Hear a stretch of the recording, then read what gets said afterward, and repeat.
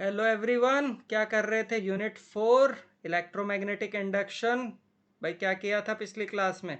हमने पढ़ा magnetic flux क्या होता है और फैराडे का लॉ ऑफ इलेक्ट्रोमैग्नेटिक इंडक्शन। और इसमें क्या करने वाले हैं? इसमें हम पढ़ेंगे भाई एसी जनरेटर। चलो भाई, क्या पता होना चाहिए तुम्हें पहले से? मैग्नेटिक फ्लक्स क्या होता है? मैग्नेटिक फ्लक्स होता है number of magnetic field lines passing through area element. Phi B is equal to B dot A, B A cos theta. Unit होती है वेबर। फ्लक्स मैक्सिमम होता है जब बी और ए परपेंडिकुलर हों। फ्लक्स मिनिमम होता है जब बी और ए पैरेलल हों। मैग्नेटिक फ्लक्स को अफेक्ट करने वाले फैक्टर हैं बी और ए का एंगल और shape of the coil. Faraday का लॉ क्या कहता है? E is equals to minus of N D phi by D T. AC generator एक ऐसा डिवाइस जो मैकेनिकल एनर्जी को इलेक्ट्रिकल एनर्जी में कन्वर्ट करता है। ये हो गया इसका सर्किट डायग्राम। इस सर्किट डायग्राम को समझेंगे। सबसे पहले इसका प्रिंसिपल क्या है? तो इसका प्रिंसिपल है इलेक्ट्रोमैग्नेटिक इंडक्शन, यानी कि जब किसी कॉइल से रिलेटेड उसका मैग्नेटिक फ्लक्स चेंज करता है तो उस कॉइल के अंदर ईएमएफ इंड्यूस होता है। कंस्ट्रक्शन देख लेते हैं। कंस्ट्रक्शन में क्या क्या है?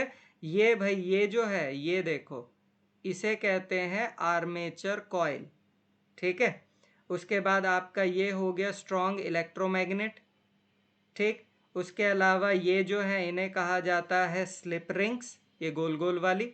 ठीक है। ये जो साइड में इन्हें कहा जाता है कार्बन ब्रशेस। वैसे भी सारा नीट एंड लेबल डायग्राम है, उसमें सब कुछ क्लियर है एंड बोर्ड पेपर में बनाना पड़ता है। ठीक है। अब इसकी वर्किंग समझ लेते हैं। तो भाई ये सबसे पहले जो आपके आर्मेचर कॉइल है इसको मैकेनिकली रोटेट करते हैं यूनिफॉर्म मैग्नेटिक फील्ड के अंदर। तो जब आप कॉइल को रोटेट करोगे तो फ्लक्स में चेंज आएगा। ठीक है। फ्लक्स में चेंज आएगा तो फैराडे के लॉ के हिसाब से क्या होगा? ईएमएफ इंड्यूस होगा।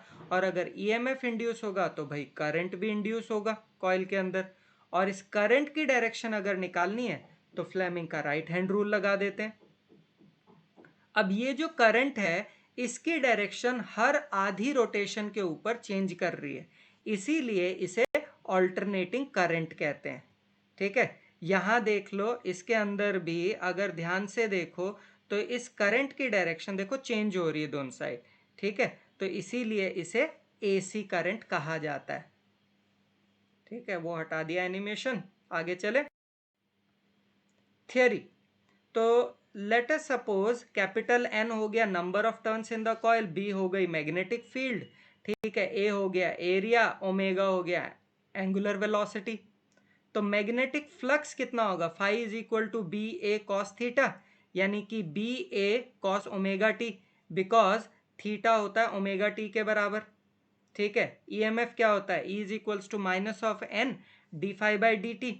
यहाँ पे हमने क्या किया? फाई बी की वैल्यू पुट कर दी, तो मेरा एन बी ए तो बाहर आ जाता है और कॉस ओमेगा टी का डिफ्रेंसिएशन होता है minus of sine omega T और ओमेगा टी का ओमेगा।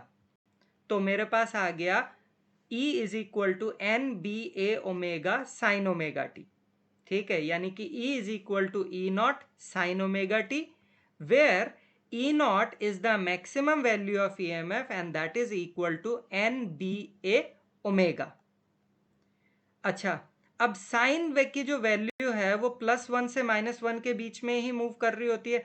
तो जो पोलैरिटी है ईएमएफ की और कॉन्सिक्वेंटली करंट की वो टाइम के साथ चेंज करेगी, इसीलिए इसे एसी कहा जाता है। अगर पेपर में पूछा जाए तो you need to write this derivative. चलिए भाई, तो देखो पहली स्टेप में क्या हो रहा है कि ये जो आर्मेचर कॉइल का प्लेन है वो क्या है? मैग्नेटिक फील्ड के परपेंडिकुलर है। डायग्राम में साफ साफ दिखाई दे रहा है। तो देखो ईएमएफ इंड्यूस्ड आपका 0 है। अब ये रोटेट करके क्या हो गया? ये देखो, अब आपका क्या हो गया? ये मैग्नेटिक फील्ड के पैरेलल हो गया। तो देखो आपका फ्लक्स मैक्सिमम हो गया। नेक्स्ट स्टेप में फिर से परपेंडिकुलर हो गया 180 के रोटेशन पे as compare to the first one, फिर 0 हो गया। फिर 270 का हुआ as compare to first one, फिर मैक्सिमम हो गया।